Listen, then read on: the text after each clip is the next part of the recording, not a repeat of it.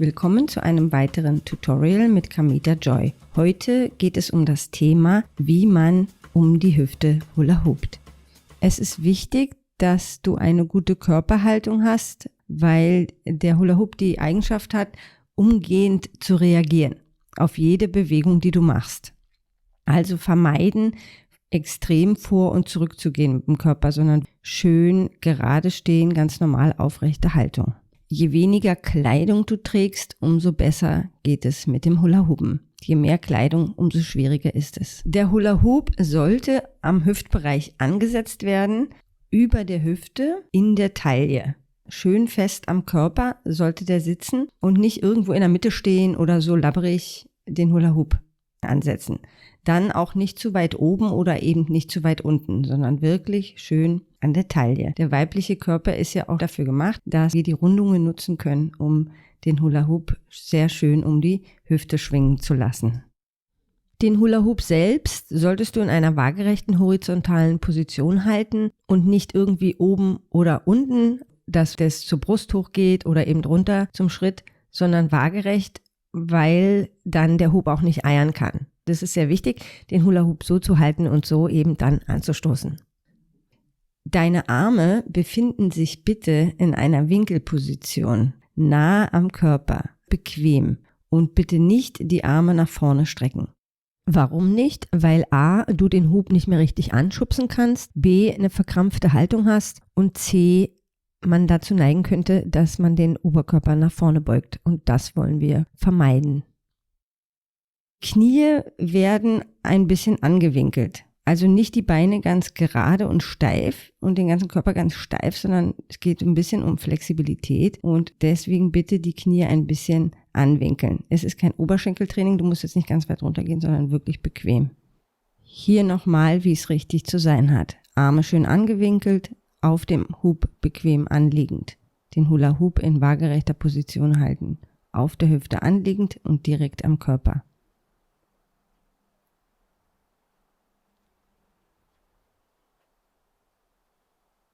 Perfekt. Damit der Hula Hoop einen perfekten Flow hat, müssen wir ihn auf eine bestimmte Weise anstoßen. Du kannst den Hula Hoop nach links anstoßen oder eben nach rechts.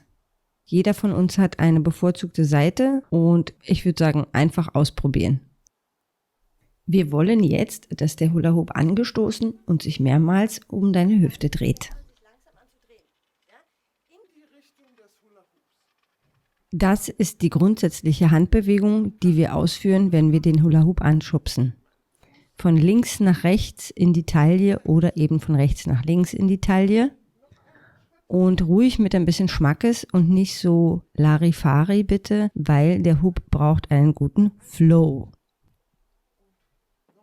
Dann musst du den Hula Hoop auch loslassen, wenn du den anstößt, weil du sonst dich ein bisschen mitdrehst und außerdem nimmst du dem Hoop den Schwung. Du möchtest, dass der Hula Hoop Schwung hat, wenn du ihn um deine Hüfte kreisen lässt.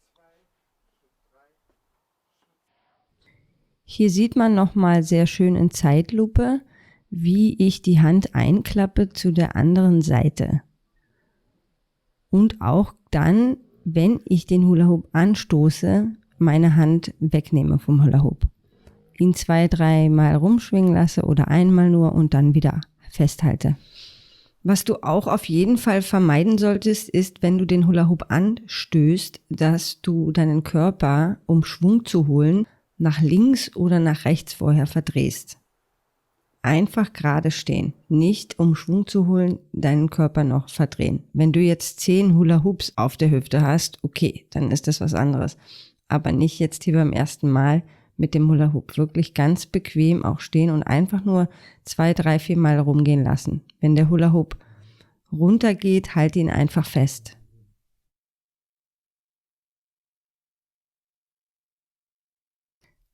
Und dann heißt es einfach nur üben, üben, üben.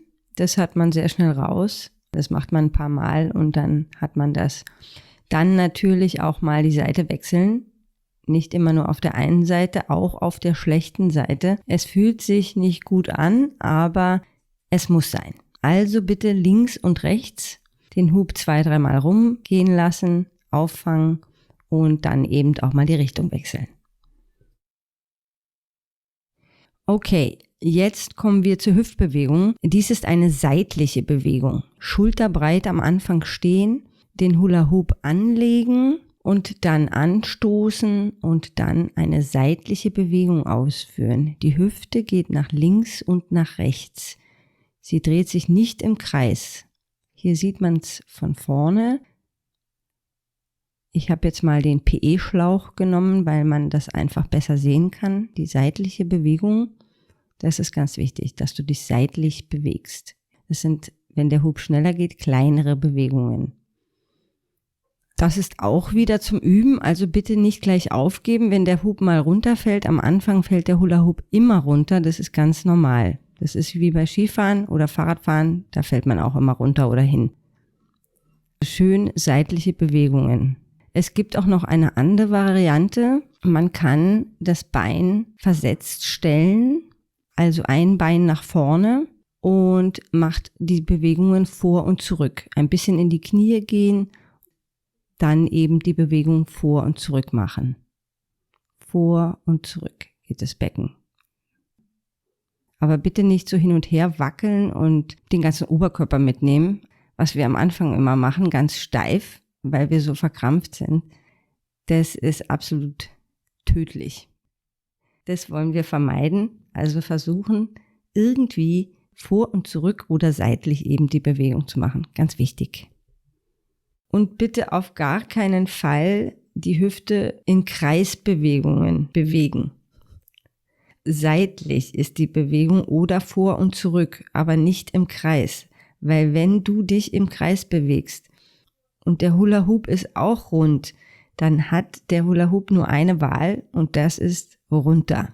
Und das geht ziemlich schnell. Die Bewegung ist seitlich und nicht rund. Es fällt mir auch sehr schwer, diese Bewegung auszuführen, diese Runde, aber als Anfänger neigt man eben dazu, weil man versucht mit allen Mitteln den Hula Hoop oben zu halten und es dauert ein paar Tage, aber nach einer Woche oder nach ein paar Tagen, je nachdem, oder nach 10 Tagen, irgendwann einmal kannst du das, aber bitte nicht diese runden Bewegungen machen. Diese Hüftkreisbewegungen, ja, sieht hübsch aus, aber fürs Hula Hooping nicht unbedingt geeignet. Das kann man später mal einsetzen, wenn man das besser kann, aber erstmal seitliche Bewegungen oder eben den Fuß vorstellen und vor und zurück mit der Hüfte. Man kann die Beine auch ein bisschen öffnen oder eben geschlossen halten. Ich demonstriere das jetzt nochmal, was passiert, wenn ich den Entenarsch mache. Ich sag Entenarsch. Das hört sich gut an. So. Das sind halt so die kleinen Fehler, die man am Anfang macht, aber das ist völlig normal, weil man einfach auch völlig verkrampft ist. Entschuldige, ich muss jetzt lachen, weil ich habe das ja auch alles selber erlebt. Wenn ich Videos schaue von früher. Wirklich lustig. Gut. So sollte das dann ausschauen.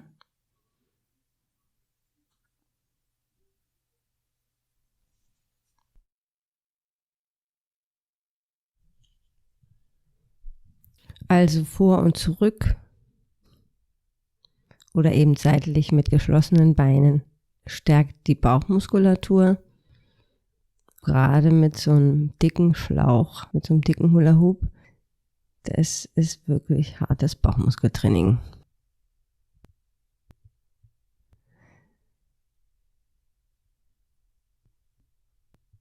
Wenn der Hub anfängt runterzugehen, was man halt auch machen kann, was man hier sieht, ist langsam in Kreisen sich zu bewegen. Das muss man sowieso lernen, weil man das dann später für die anderen Tricks braucht. Oder eben, wenn die Hula Hoops dann kleiner werden, weil der sonst runterfallen würde, der Hoop. Also hier sieht man nochmal ganz schön vor und zurück. Ein bisschen in die Knie gehen, ein Bein vorstellen und dann super hupen. Dünnerer Hub, kleinerer Durchmesser, schnellere Geschwindigkeit. Und üben, üben, üben. Und eben versuchen, einmal in Viertelschrittchen schon mal Kreise zu ziehen. Das ist schon mal eine gute erste Übung, die man dann machen kann. Dann ist man mal ein bisschen beschäftigt und das ist sozusagen die Basis für Hula Hooping. Und ganz wichtig, was wir immer haben wollen, ist Kontrolle über den Hula Hoop und Praxis macht den Meister. Als nächstes kommen dann die Hände dran. Also viel Spaß beim Üben, nicht verzweifeln, dranbleiben, irgendwann geht's ganz automatisch. Fragen bitte in den Kommentarbereich. Ich hoffe, ich konnte etwas helfen mit diesem Tutorial. Ich würde mich natürlich freuen, wenn du weiter bei mir bleibst. Ansonsten wünsche ich dir eine schöne Zeit.